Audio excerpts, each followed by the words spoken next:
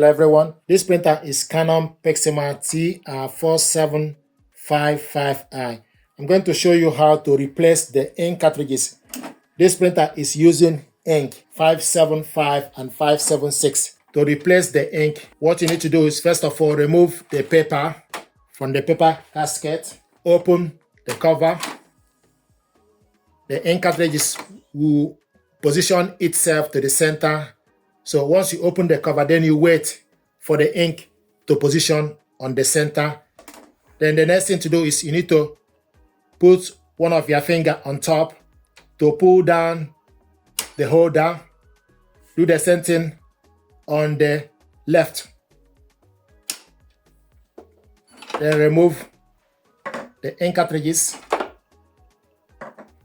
So the black goes to the right. The colored one goes to the left. So this is the color ink cartridges.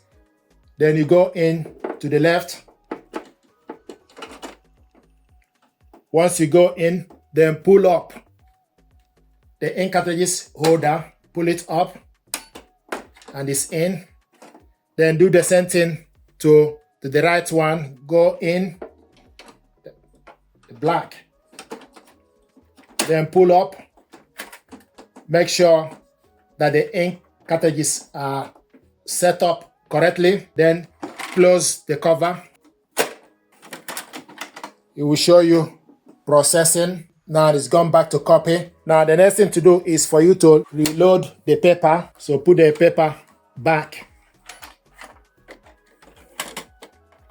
So this is the way to replace the ink cartridges, and also it will show you information. Then you select OK, paper as A4 and plain paper, then you select OK. It will show you copy 100% A4. So this is how to replace the ink cartridges. Thank you very much indeed.